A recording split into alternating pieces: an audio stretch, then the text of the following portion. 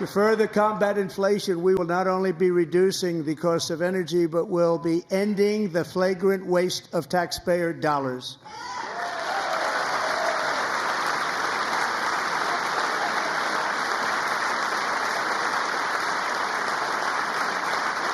And to that end, I have created the brand new Department of Government Efficiency, DOGE. Perhaps you've heard of it. Perhaps.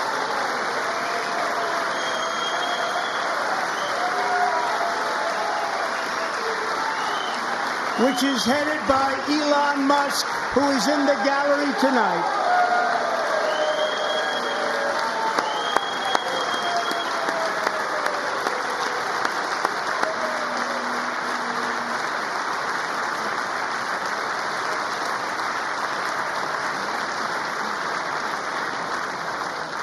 Thank you, Elon. He's working very hard. He didn't need this.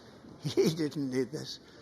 Thank you very much. We appreciate it. Everybody here, even this side, appreciates it, I believe. They just don't want to admit that. Just listen to some of the appalling waste we have already identified. $22 billion from HHS to provide free housing and cars for illegal aliens. $45 million for diversity, equity, and inclusion scholarships in Burma.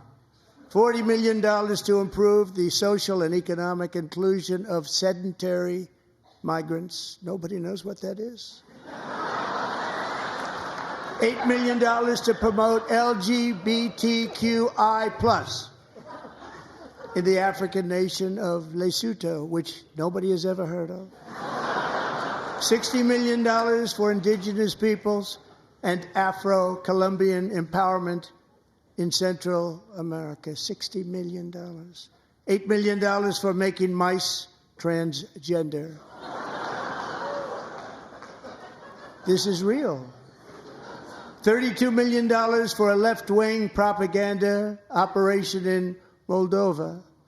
$10 million for male circumcision in Mozambique. $20 million for the Arab Sesame Street in the Middle East. It's a program. $20 million for a program. $1.9 billion to recently created Decarbonization of Homes Committee, headed up, and we know she's involved. Just at the last moment, the money was passed over by a woman named Stacey Abrams. Have you ever heard of her? A $3.5 million consulting contract for lavish fish monitoring. $1.5 million for voter confidence in Liberia. $14 million for social cohesion in Mali. $59 million for illegal alien hotel rooms in New York City.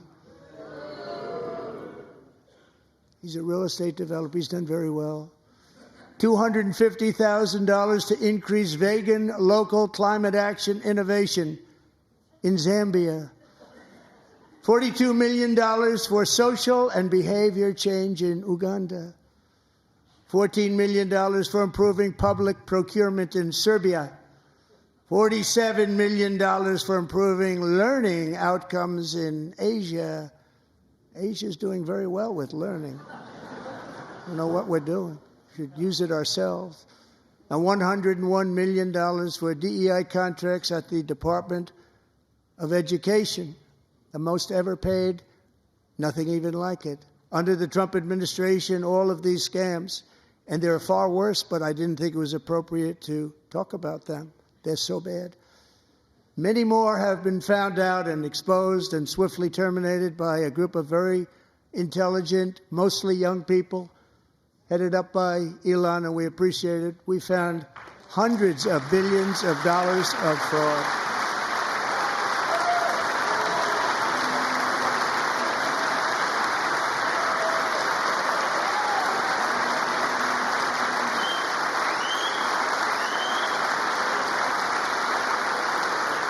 And we've taken back the money and reduced our debt to fight inflation and other things.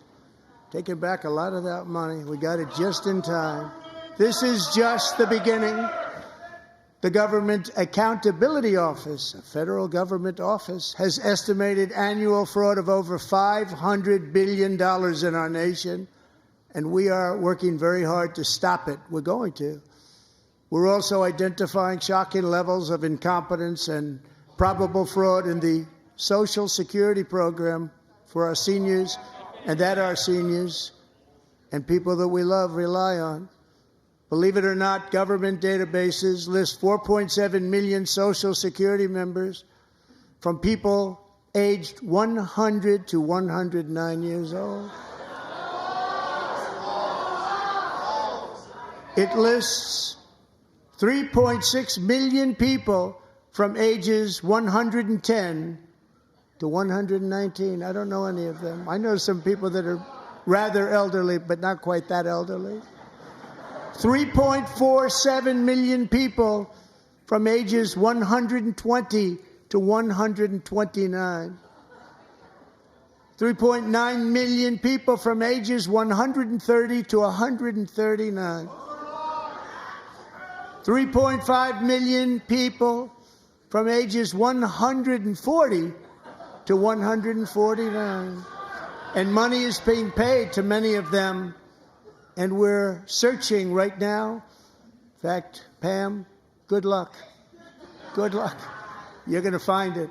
But a lot of money is paid out to people because it just keeps getting paid, and nobody does. And it really hurts Social Security and hurts our country. 1.3 million people from ages 150 to 159, and over 130,000 people, according to the Social Security databases, are age over 160 years old. We have a healthier country than I thought, Bobby.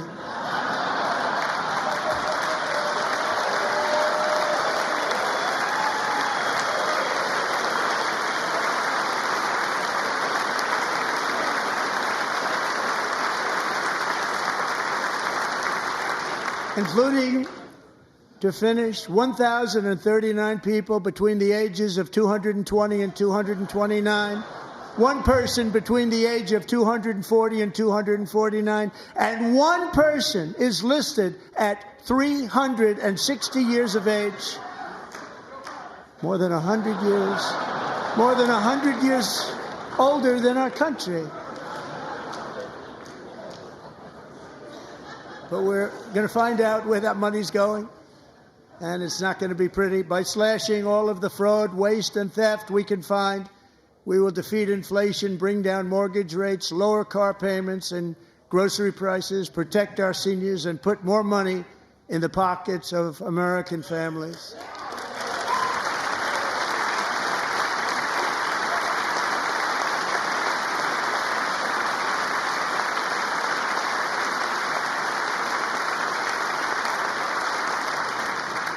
And today, interest rates took a beautiful drop, big, beautiful drop. It's about time.